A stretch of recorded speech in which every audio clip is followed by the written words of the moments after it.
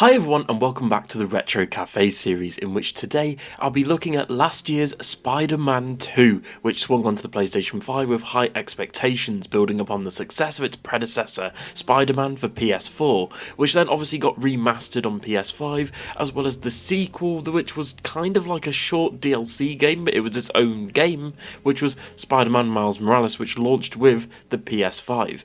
Now personally, I loved both of these games. I thought they were both fantastic. They were developed by Insomniac Games, however this highly anticipated sequel delivers an immersive experience that showcases the ability of the PS5, sort of like how Ratchet & Clank did when it came out on the PS5, and today we're going to be looking at Spider-Man 2, so let's get started. Launching on October 20th, 2023, Insomniac Games has once again proven their mastery in crafting superhero video games. Learning from the success of the first Spider-Man back in 2018, the development team has expanded upon its strengths here. They basically haven't gone in and completely remade the game from the ground up, tweaked all the gameplay and everything. They've basically built on what was already there, because at the end of the day, if it ain't broke, don't fix it. But discussions regarding a proper sequel to Marvel's Spider-Man began during the actual game's development in 2017 and 2016, with open story threads for the future titles being teased across both the first game and Miles Morales. The game was announced in September of 2021 to critical acclaim, and the game sold over 2.5 million units in 24 hours and had 5 million in 10 days, becoming PlayStation's fastest selling first-party title for the PS5. So in terms of story, Spider-Man 2 picks up right after Miles Morales and even references events from the first game and Miles Morales. The narrative in Spider-Man 2 is a captivating web of emotions featuring a matured Peter Parker and Mary Jane Watson, and the continuation of Miles Morales as a playable character. The storyline is rich, exploring the challenges of juggling a dual life, and the burden of responsibility of being Spider-Man. How does it affect both Peter and Miles? The character development is nuanced, and the addition of new villains keeps the plot fresh and engaging. Some twists and turns might be predictable for seasoned Spidey fans, but overall the narrative is well crafted and emotionally resonant. The story has to juggle both the major villains of Kraven the Hunter as well as the Venom symbiote. Obviously Venom's a fan favourite character and everyone wanted him in this game, and I've got to be honest, it handles both extremely well. Essentially the first half of the game focuses more on Kraven and his hunt, as well as his hunters, and how they're basically taking over New York to hunt Spidey villains and heroes, and the second half of the game involves the Venom symbiote, which I can't really get too much into at this point because it's heavily spoilers, because it is the second half of the game, so I'll get onto that later. But I personally really enjoyed Kraven's hunt, and personally wish that we had a bit more screen time with Venom and the second half of the game, because most of the game does in fact feature the hunt, and I kind of feel like Venom should have got more screen time, as well as the effects of the symbiote on New York City. So for the first time ever in a Spider-Man game, sort of similar to Ratchet & Clank, but Spider-Man 2 focuses both on Peter and Miles, both as playable characters, because obviously we've seen them separately, but now they are together and you can switch between them on the fly. But the heart of Spider-Man 2 lies in its gameplay, and it doesn't disappoint. As the saying goes, like I said earlier, if it ain't broke, don't fix it. The web swinging mechanics are refined, offering an unparalleled sense of freedom and control as you traverse the city skyline of New York City. And I've got to be completely honest, this is probably the best Spider-Man game that has ever been released. I know a lot of people are going to be a bit shocked by that, but at the same time, you kind of come to expect it. I think the way that Insomniac Game have also created their own sort of universe, but kept it comic book accurate at the same time for the most part, as well as the just general feel of playing a Spider-Man is fantastic. Combat is more dynamic, with both Peter and Miles having their unique movesets and abilities, adding to the depth of the overall experience. Peter with his newly robotic arms, and Miles' Venom electricity abilities. Adding the Venom symbiote powers as well into the mix for Peter was incredible, and the variety of missions as well and side activities keep the gameplay engaging, with some fan favourite side missions from both the first game and Miles Morales also making cameo appearances. For example, the pigeon mission from the first game comes back in a special way, and I'm not going to spoil that in this review, but seriously, if you haven't done that side quest yet, check it out. It was really cool, and I'm not gonna lie, it did make me shed a tear.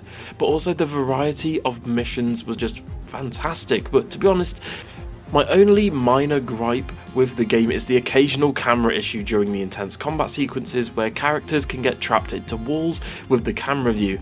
Another minor issue were the bugs. Obviously there are some open world bugs that you expect in every open world game nowadays, and I did encounter a few bugs where I had to fully restart my game as enemies were trapped in the floor. For example, when I was doing Kraven's Hunter bases, there were a few, because obviously you have to take out every single enemy for it to finish, and I had a few enemies like trapped in the floor, trapped in the walls, not loaded in properly, where the game still thought that I had to defeat them but I physically couldn't.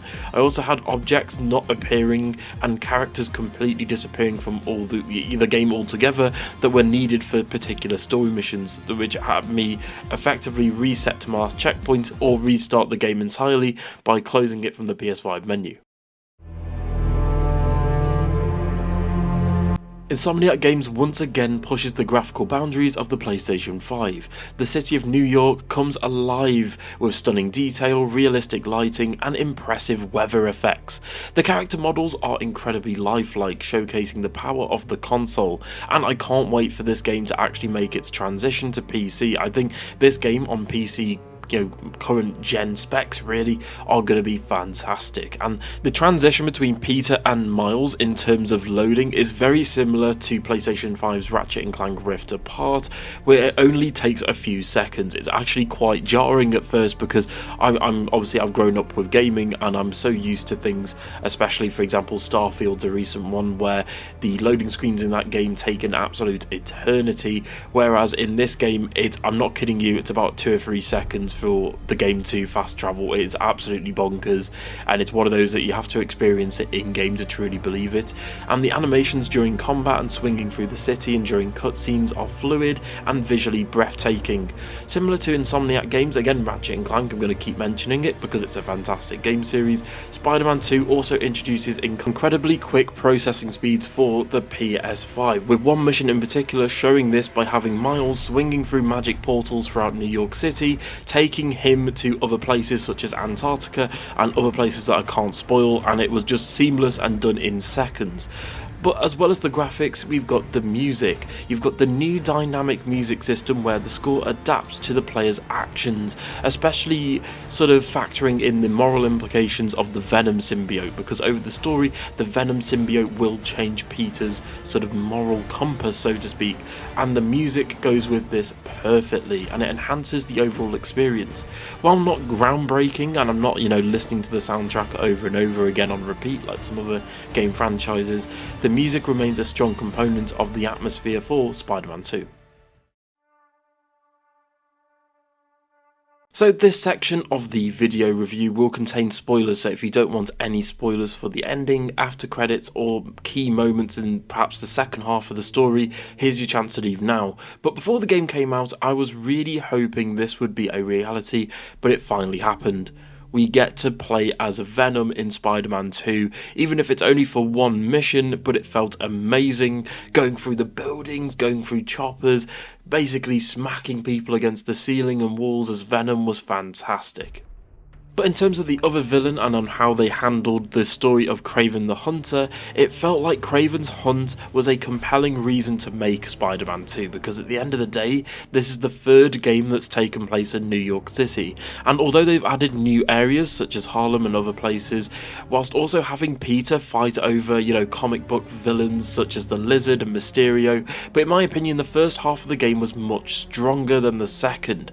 As soon as Kraven gets killed off in the story, the entire atmosphere of the game changes, and I'm not gonna lie, I really enjoyed it. It felt very Basically, what happens is Venom kills Kraven the Hunter, and then the symbiote goes to take over New York, and it basically tricks Harry Osborn into becoming Venom and promising him a load of things, and essentially tries to then have the bigger implication of taking over the entire planet, which was just fantastic because it definitely ups the stakes from the first game and Miles Morales. Whilst it was also really nice to see the effects of the symbiote taking over New York gradually throughout the story, like it gets worse and worse and worse, with you having to take on the symbiote nests, for example, which is a new objective scattered around the city. By the way, these things on higher difficulty can be brutal. There was about 3 of them in total that I had really difficulty on the sort of highest difficulty. They were really difficult, so be warned there. But it just felt very short-lived. I just wish it had maybe a few more hours of gameplay and story to breathe, as Venom felt quite quick to defeat, and it didn't obviously feel like the main villain. Obviously more screen time was given to Kraven, and I think if they had split it evenly, I think it would have been a bit better.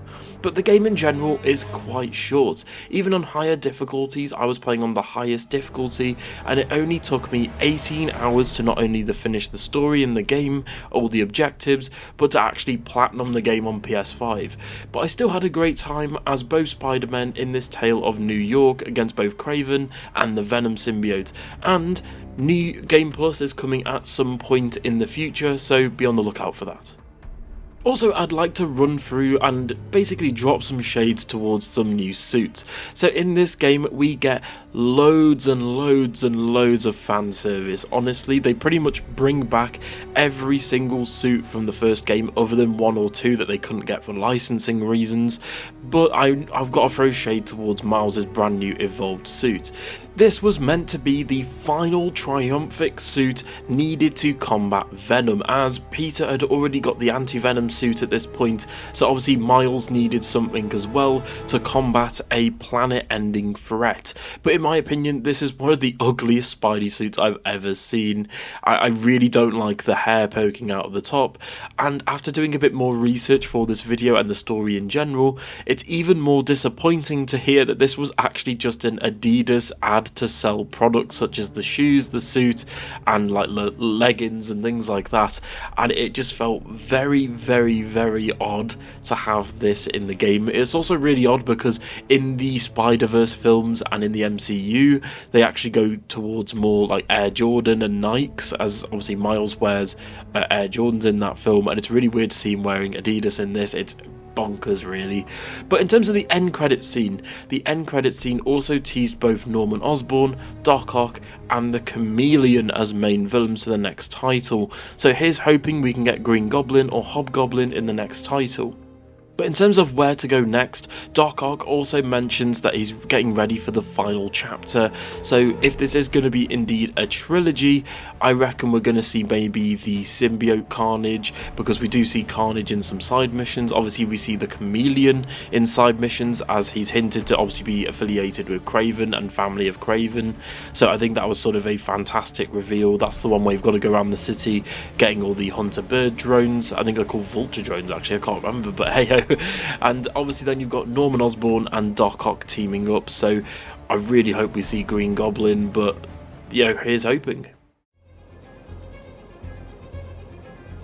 Spider-Man 2 for the PS5 swings into action with an emotionally charged narrative, breathtaking graphics, and refined gameplay mechanics. Insomniac Games has successfully crafted a superhero experience that sets a new standard for the genre, and I haven't felt love like this for a superhero game since Arkham Asylum and Arkham City, and that's why I'd like to give Spider-Man 2 for the PlayStation 5 a 9 out of 10.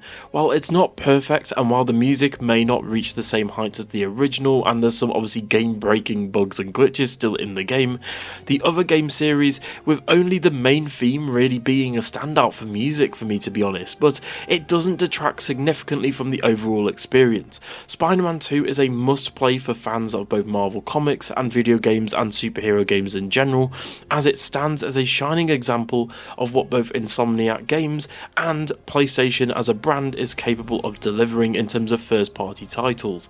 And this makes me really excited for the next game in the trilogy, and I can't wait to see what Insomniac Games does with Wolverine as well. So that's it, thank you so much for watching this review of Spider-Man 2 and retrospective, going over the development history and everything like that. And for more classic and new games in the Retro Café series, don't forget to subscribe to the channel, and there'll be a playlist in both the description as well as end card of this video. Thank you so much for watching, and I'll see you all in the next one. Bye.